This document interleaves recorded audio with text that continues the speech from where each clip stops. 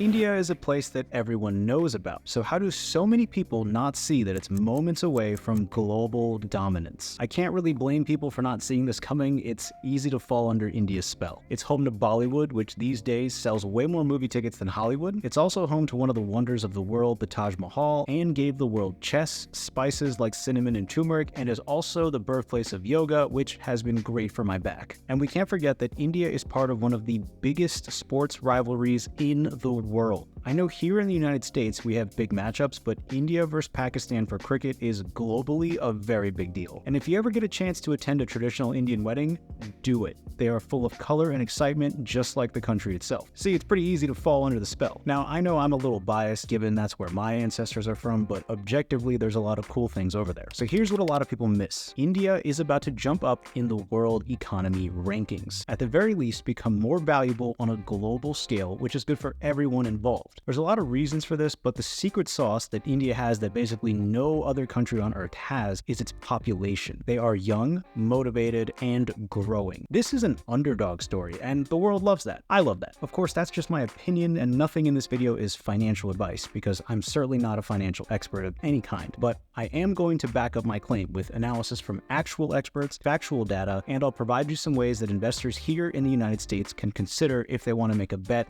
on India. I mean, the reality is that this is not the same country that my grandparents immigrated from anymore. Let's get into it. So stating that a country is going to rise up the world economy rankings is a big claim, but it's critical to recognize that the world is constantly changing, and change usually happens slowly. But when enough change happens, the economic center of the world moves. Historically, the Roman and British empires were both economic powerhouses, but eventually the wealth moved on, and fast forward to the modern day, our largest economies are the United States, China, and Japan. Right behind them is Germany and India. So how does India move up? According to a November 2022 article from Morgan Stanley, they claim that India is on track to become the world's third largest economy by 2027, just 4 years from now, and on track to be the third largest stock market by the end of the decade. Japan's economy is valued at 4.2 trillion GDP, or gross domestic product, which is the total monetary or market value of all the finished goods and services produced within a country's borders in a specific time period. India is valued at 3.3 trillion GDP, which means for number 5 India to leapfrog number 3 Japan, that would represent about a 27% increase over the next 4 years. And the article directly states that the Bombay Stock Exchange could have an 11% year-over-year growth, reaching a market cap of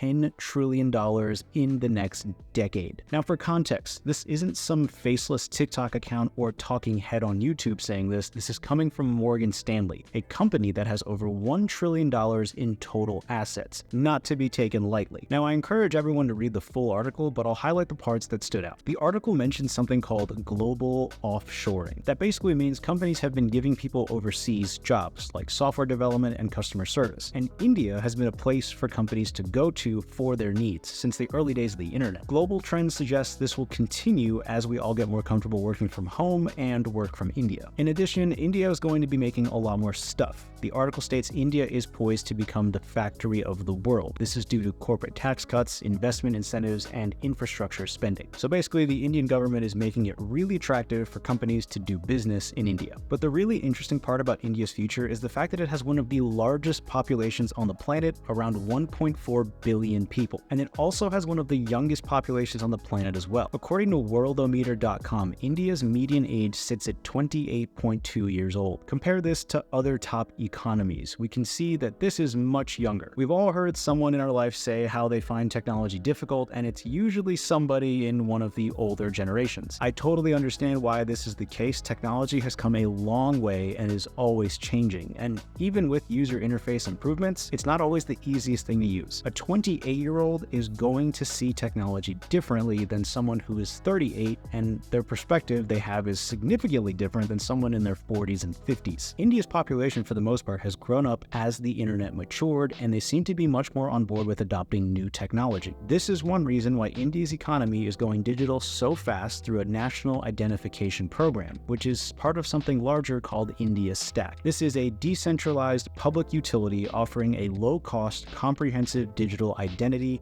payment, and data management system. Now, I don't know how something like this would be viewed here in the US, but some of the benefits of the program are lowering credit costs and making loans more accessible and affordable for both consumers and businesses. And access to credit is how countries grow economically. And it helps if money is available to borrow to get things started. And it really helps when that loan is affordable, so people can take their profits and live off of them and reinvest rather than take all that money and throw it towards the debt repayment. The article also makes the point that India's villages these days, thanks to infrastructure improvements, now have access to electricity, which was not the case for my grandparents for their childhood right up to the point where they immigrated. So these investments are giving people who didn't have access to modern basic utilities a better quality of life. An estimated 2/3 of India's energy use would come from renewable energy sources as time goes on, making India less dependent on foreign energy sources. And due to India's growth, the thinking is that this would lead to new investments and improvements in renewable energy, leading to more jobs and economic activity as the country transitions. One thing the article didn't mention, and one huge reason why I personally believe that India is on the upswing, is the fact that India is the second largest English-speaking country in the world, with the United States being number 1. The advantage that English speakers have on a global scale cannot be underestimated, as the international language of business is English. Although the US doesn't have an official language, English is the dominant language here, and the USA, as it currently stands, is the largest economy on the planet. Language barriers can take time to sort through and can lead to inefficiency and errors. This doesn't seem to be a problem for India, though. So in summary, India is set to grow economically due to government incentives, its history with companies around the world, its infrastructure improvements, and its young English-speaking population